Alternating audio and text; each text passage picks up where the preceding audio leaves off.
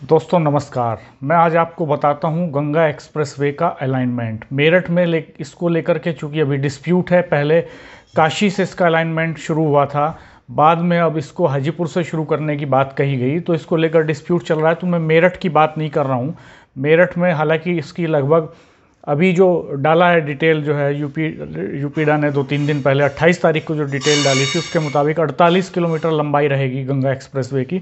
लेकिन alignment final होने के बाद ही सीन क्लियर होगा। दूसरा, हापुड़ में फिर जो है, हापुड़ से मिर्ज़ापुर दुगर गांव पड़ता है अमरोहा का, वहां तक इसकी लंबाई 30 किलोमीटर रहेगी। मिर्ज़ापुर दुगर जो अमरोहा में है, वहां से बदायूं के नंगला बरहा तक 50 किलोमीटर लंबाई रहेगी। और नंगला बरहा जो बदायूं में है, वहाँ से बदायूं के ही बिनावर तक इसकी लंबाई रहेगी 52 किलोमीटर। और बदायूं के बिनावर से शाहजहांपुर के दरी गुलाव तक इसकी लंबाई रहेगी 46 किलोमीटर। शाहजहांपुर के ही दरी गुलाव से उबरिया खुर्द जो हरदोई में पड़ता है, उस वहाँ तक की लंबाई रहेगी 52 किलोमीटर। और हरदोई के उबरिया खुर्द से हरदोई के ही इकसई तक जो है, इसकी दूरी 52 किलोमीटर रहेगी। और इकसई से जो है उन्नाव के रैया मऊ तक इसकी दूरी 50 किलोमीटर रहेगी। रैया मऊ जो उन्नाव में है, वहाँ से सरसों जो उन्नाव में ही है, वहाँ तक की जो लंबाई रहेगी वो 53 किलोमीटर रहेगी। और उन्नाव के सरसों से रायबरेली के तेरुखा तक 51 किलोमीटर दूरी रहेगी। और रायबरेली के तेरुखा से प्रतापगढ़ के नोढिया तक 52 किलोमीटर लंबाई रहेगी गंगा एक्सप्रेसवे की। और प्रतापगढ़ के नोढिया से प्रयागराज के जुदापुर दंडो तक इसकी लंबाई रहेगी 52 किलोमीटर। इस तरह से 12 पैकेज में ये तैयार होगा। 12 ही ज़िलों को कवर करेगा। ये 12 ज़िलों की ज़मीन इसमें ली जाएगी। और सबसे जो छोटा पैकेज इसका रहेगा वो 30 किलोमीटर का हापुड़ से अमरोहा ज़िले के बीच में है। और 12 पैकेज का पूरा प्लान तैयार कर रही है कंपनी, यूपीडा तैयार करा रही है। अभी विस्तृत रिपोर्ट जो है, डिटेल प्रोजेक्ट रिपोर्ट आना अभी बाकी है।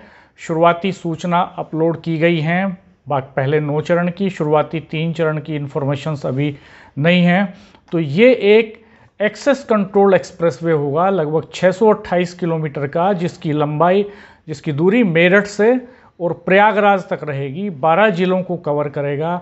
एक खास बात और ये है कि अमरोहा ज़िले में एक लिंक मिलेगा इसका, जो अमरोहा, या यूँ कहें कि अमरोहा ज़िले और गाज़ियाबाद के जो अब हापुड़ है, हापुड़ तो अब अलग ज़िला है, तो हापुड़ ज़िले के और अमरोहा के हिस्से पर लगभग जो है गढ़मुक्तेश्वर के तिगरी गांव के आसपास जो है एक लिंक मिलेगा बिजनौर को।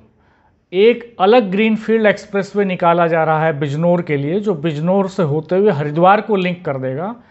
तो वो एक्सप्रेसवे यहाँ लिंक हो जाएगा गंगा एक्सप्रेसवे में। तो ये गंगा एक्सप्रेसवे की कनेक्टिविटी एक तरह से हरिद्वार तक चली जाएगी वाया बिजनौर, और इधर मेरठ तक हो जाएगी। तो ये इस तरह का अलाइनमेंट पर इस समय काम चल रहा है। जल्द ही जब डिटेल रिपोर्ट आ जाएंगी तो हम डिटेल रिपोर्ट पर बात करेंगे।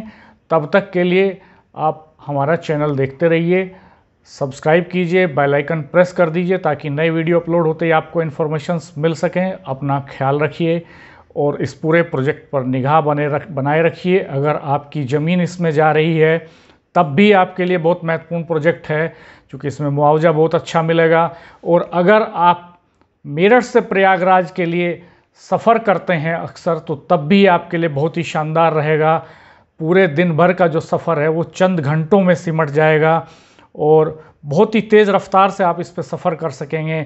ख़ास तौर पर वेस्टर्न यूपी के वो लोग जो प्रयागराज जाते हैं, कुंभ में जो जाते हैं, हाई कोर्ट में, या प्रदेश के तमाम ऐसे ऑफिसेज हैं, तमाम ऐसी संस्थाओं के जो सिर्फ प्रयागराज में ही हैं।